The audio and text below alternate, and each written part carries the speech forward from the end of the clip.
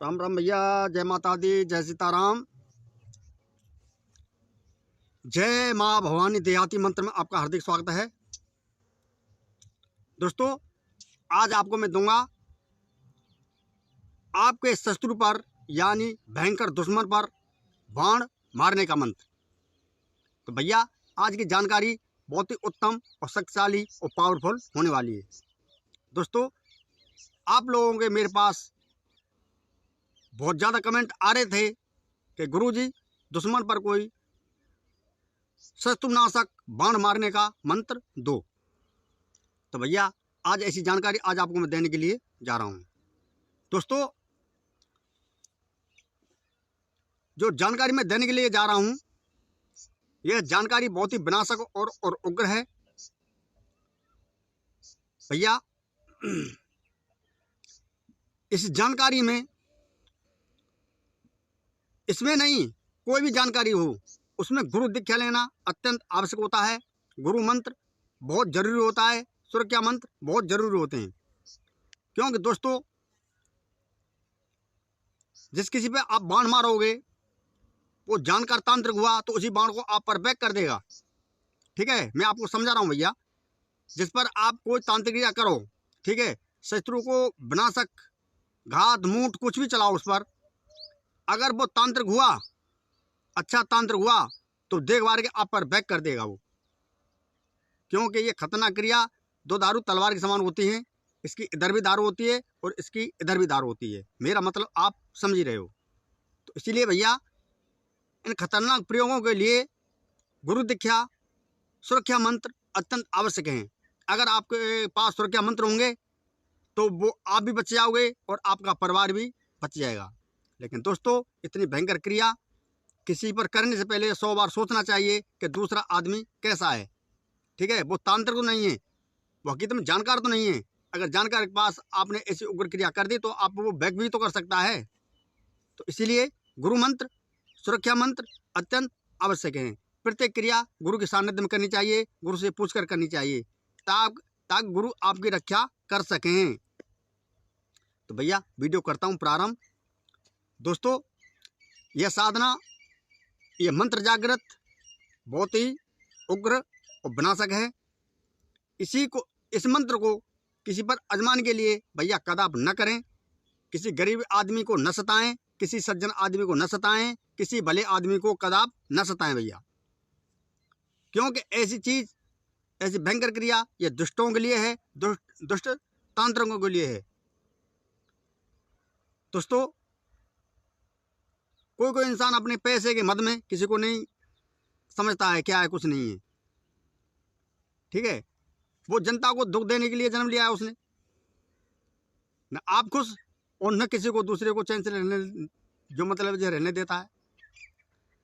अगर शत्रु ने आपका जीना हराम कर दिया है भैया, शत्रु ने आपके मकान दुकान घर बार सब कुछ बांध दिया है, बिल्कुल तबाह कर दिया हो। बिल्कुल शत्रु आपको चैन नहीं लेने दे रहा है, आप भयभीत हो, आपका परिवार भी भयभीत है। तो दोस्तों, इस संकट से निकलने के लिए ये एक रामबाण मंत्र आपको मैं देने के लिए जा रहा हूं।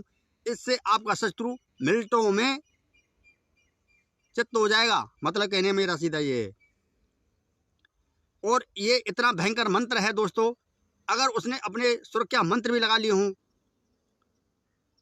उसने अपनी फुल सुरक्षा कर ली हो, लेकिन ये अपना काम करे बगैर वापस नहीं आता है। इतना शक्तिशाली मंत्र है, सारे बंधन को तोड़ देता है और उसमें ये प्रवेश कर जाता है।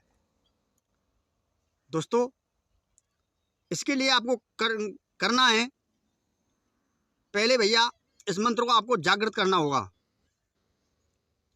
जागृत सोमवार या शनिवार को जागृत होगा। वैसे तो मेरे सारे दिए हुए मंत्र शनिवार को ही जागृत होते हैं, शनिवार या सोमवार को। ठीक है, 7 बाद के आहुति दे दो।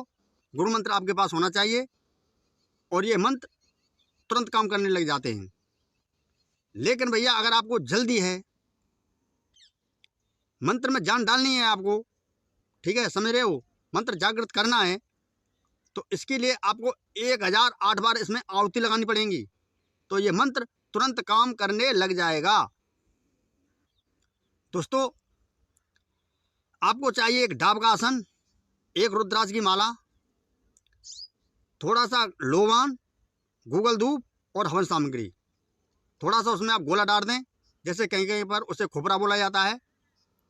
और भैया काले तिल, इंद्रजौ, काली मिर्च, लौंग और थोड़ी सी इलायची उसमें डाल दें। इस प्रकार से आपकी हवन सामग्री बनकर तैयार हो जाएगी। और दोस्तों उसमें थोड़ा सा डाल दें आप, मतलब कोई सेंट का छिड़का मार दें ताकि उसमें सुगंधी हो जाए।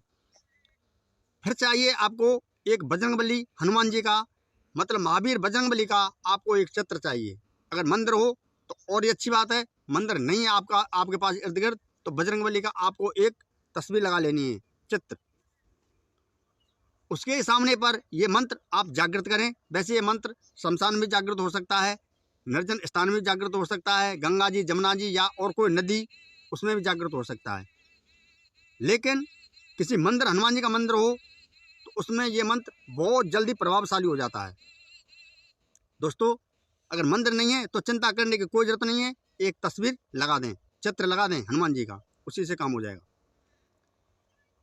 आपको चाहिए भैया थोड़ी सी अगरबत्ती और असली देसी घी का दीपक और 3 लड्डू और कुछ लौंग बतासे बजरंगबली पर चढ़ाने के लिए, प्रसाद बांटने के लिए बच्चों के लिए।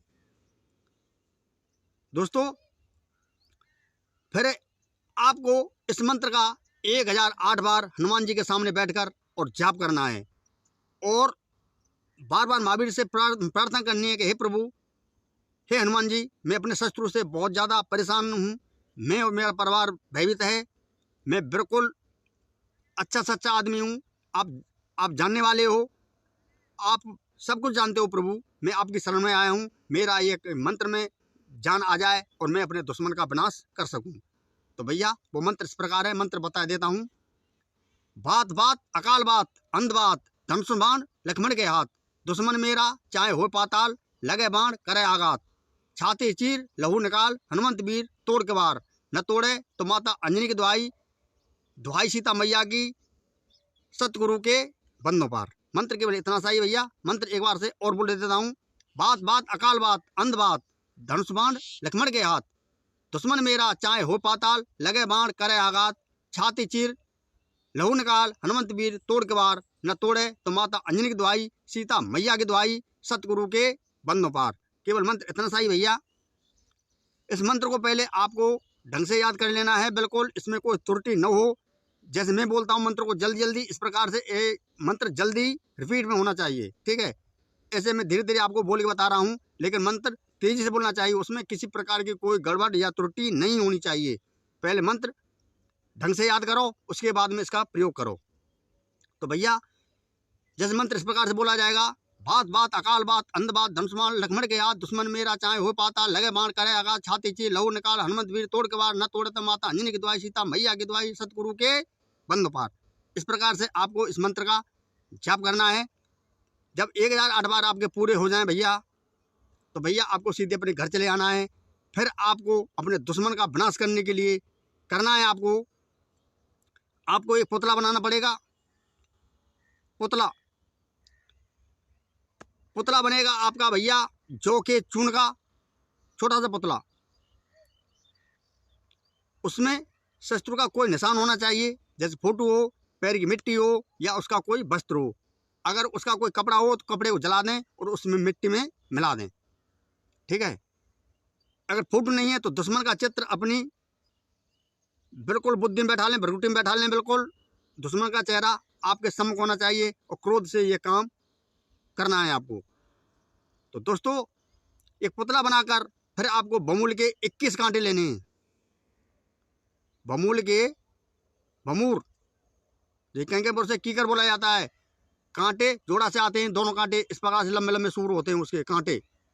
21 कांटे आपको लेने हैं, ठीक है। इसी मंत्र से उसमें शत्रु का कोई होना चाहिए, या पैर की मिट्टी हो या उसका कोई कपड़ा हो, कपड़ा ना हो तो उसका फोटो हो, मतलब कोई चिन्ह उसका अवश्य उसमें अवश्य जौ के आटे में होना चाहिए। उसका कोई कुछ न कुछ होना चाहिए बस।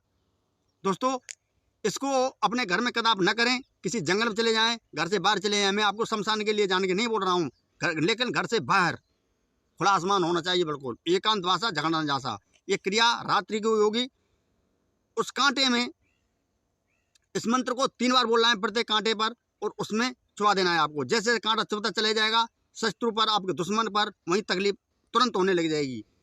21 कांटे आपके पूरे हो जाएंगे, मंत्र बोलते ही आपका दुश्मन समाप्त हो जाएगा। तो भैया ये जानकारी आपको कैसी लगी? अगर अच्छी लगी हो तो लाइक करें, ज़्यादा से ज़्यादा कमेंट करें, और मुझे बताएं किस प्रकार की जानकारी चाहते हो, उस प्रकार की मैं आपको जानकारी आगे देता रहूँगा। ठीक है भैया, मैं वीडियो को यहीं पर करता हूँ विराम। सब भाइयों को मैं हाथ जोड़ के राम राम, राम राम भैया, राम राम, जय माता दी, जय सीताराम, राम राम।